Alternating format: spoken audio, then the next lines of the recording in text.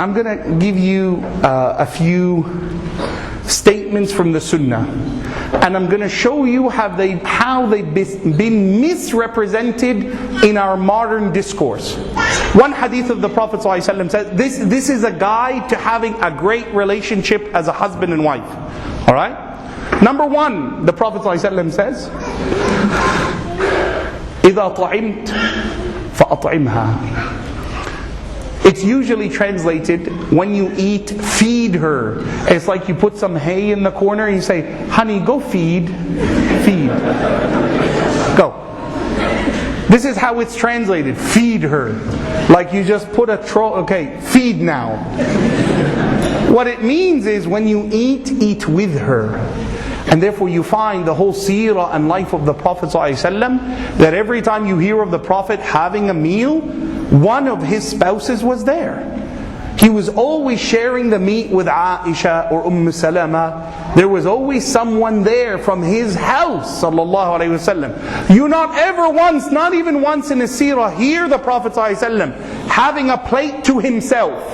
Aisha, she describes, Anas described, that the Prophet used to love pumpkin. And Aisha says, the hadith is in Bukhari, she says, I know that the Prophet used to love pumpkin, so when we were eating and the plate had pumpkin, I'd kind of push the pumpkin towards his side, sallallahu alaihi wasallam.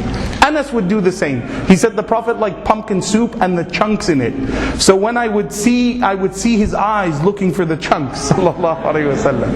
Right? Al-Qur'an, he loved it. That was his. And he said, pumpkin puts barakah in your food, sallallahu alaihi wasallam. The hadith is with Abu Dawood. But it shows you the habit that they would eat together. The second section of that hadith, when you get yourself kiswa, you've gotten yourself something to wear, faksuha, get her something. Now I know some of the brothers, they got this big grin, brother, yeah, come on man. My wife shops 50 times to every one of my times. You're telling me now I gotta shop when I shop? That one measly time, then a miskeen. One time I go shopping, I gotta get her something? Yes, why? Why? Why do you gotta get her something? Because abraku sadaqah, the charity that has the greatest barakah, infaqu rajuli ala ahli, is that a man buys his wife something. See, the sisters are quiet, brothers. They're taking notes. They're like, give me my phone, I want to record this. Brother, are you recording? Make sure you give me a copy. Email that quick. Right? It's true. That sadaqah, there's nothing greater that will put love in the heart. This is the way of Muhammad sallallahu alaihi wasallam. You buy yourself something, don't be that guy who comes home, you got yourself, I know you got yourself 2 shirts and a pants, and you walk in, oh, what did you get? She's not asking what did you get yourself. That's not the question, right? There's more to it than that. What did you get? Including me, right? The kiswa. Ajlisha fi majlisik. Have your wife sit where you sit. Sometimes, you know when you're invited to some brother's house and they go a little bit too far, trying to be more conservative than the Prophet ﷺ, like too conservative, where all of a sudden, the brother meets you, Assalamu alaikum, come on through the front door, mashallah. Sister, go around the back. Be careful of the redbacks, be careful. Yes. Duck, you gotta duck, sister, you gotta duck. Right? All of a sudden, sister, just come around the back. Don't worry, when you go out, you come up, you'll find the kitchen. You'll be in the kitchen. Don't worry. So you ask this polite question. He says, Assalamu alaikum ya akhi. Where are the sisters going to sit? Oh brother, they'll be comfortable. I put the garden chairs in the kitchen. You're sitting on this lounge, mashallah. You're on the couch, you're comfortable. That's not the way of the Prophet ﷺ. Even in his final death, sallallahu alaihi wasallam, the last moments of his life, when Fatima came in, his daughter, sallallahu alaihi wasallam, he got up and let her sit where he was sitting, sallallahu alaihi wasallam. This is our way. the wisada, the cushion he was sitting on, he put it for his daughter. He puts it for his wife. He puts it for his companions. And that's why when you hear that Abu Sufyan came to the house of the Prophet, his daughter, and he's about to sit on a cushion, she took it away because he wasn't a Muslim yet. She said, I will never let you sit on the cushion of Muhammad sallallahu alaihi wasallam. It's an honored place. So you tell her, okay, go around. She's in the kitchen. All of a sudden, one of the children comes in the room. The brother gets a bit upset, right? Sisters, he calls his wife. You have to keep the children away. We're solving the Palestinian problem in here. Don't you see? This is important discussions. We have an agenda to meet. You can't have little kids walking into this room. No, you keep them on your side. This is not the Sunnah of Muhammad sallallahu alaihi wasallam. This is not what you see in his life. Speak words of love to your wife. Now, brothers are getting frozen stares coming at me. Brother Yahya, take it easy.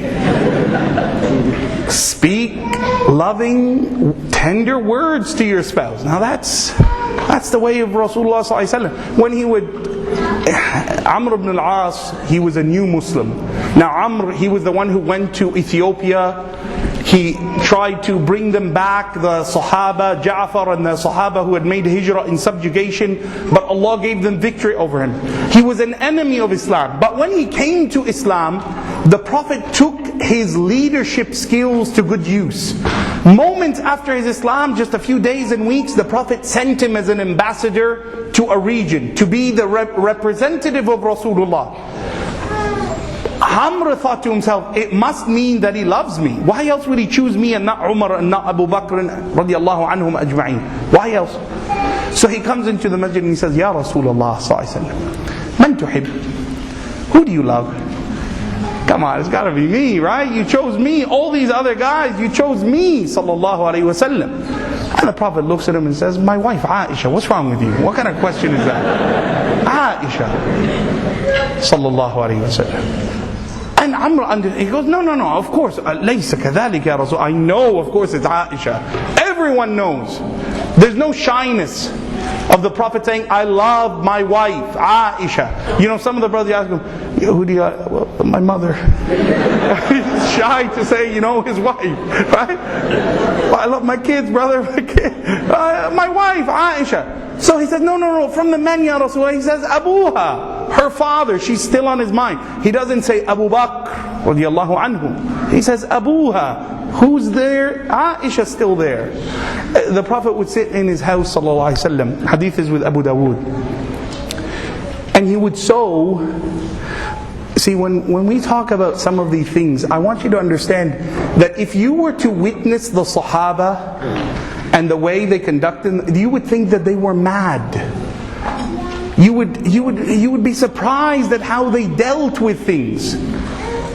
You wouldn't be able to understand them because the way they viewed the world was metaphysical. They understood that how they lived impacts the natural life. If I pray to Allah, it rains. If I don't, Allah will stop it. If I pray to Allah, illness is prevented. Barakah is kept. If I don't, it's lifted. They understood this.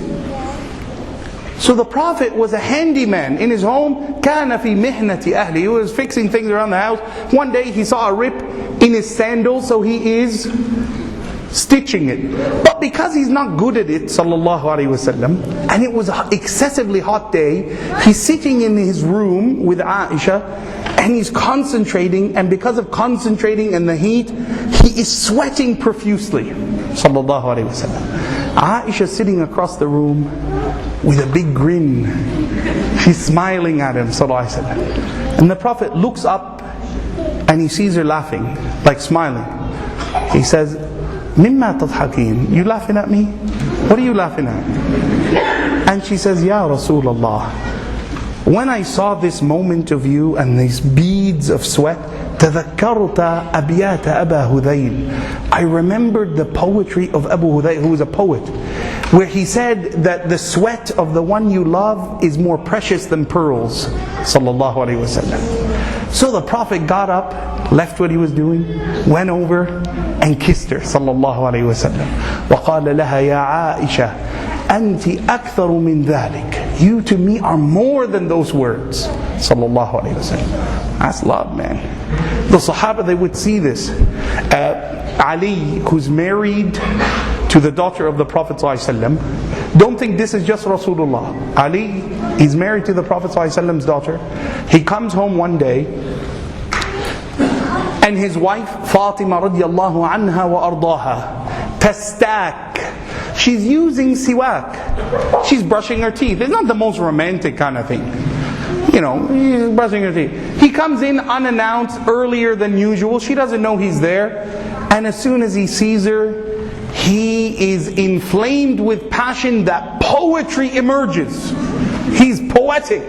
And all of a sudden he says, يَعُودَ الْأَرَاكَ كَيْفَ أَرَاكَ. O twig of the arak tree, how can I see you doing this? Embracing my wife so intimately. Like he's jealous of a stick. لو كنت رجلا لقتلتك. If you were a man, I would have killed you. Now there's no woman who will hear her husband talk about her toothbrush like that except she's going to love him. That's romance 101. That's like romance beyond romance. Don't tell me Shakespeare. Romeo and Juliet could die and come back and die and come back and they got nothing. This is Ali and Fatima radiallahu anha. This is the Sahaba. So when we talk about the Sunnah, it's not attire, it's demeanor. It's not words, it's actions, it's statements of love and eloquence. This is the house of the Prophet.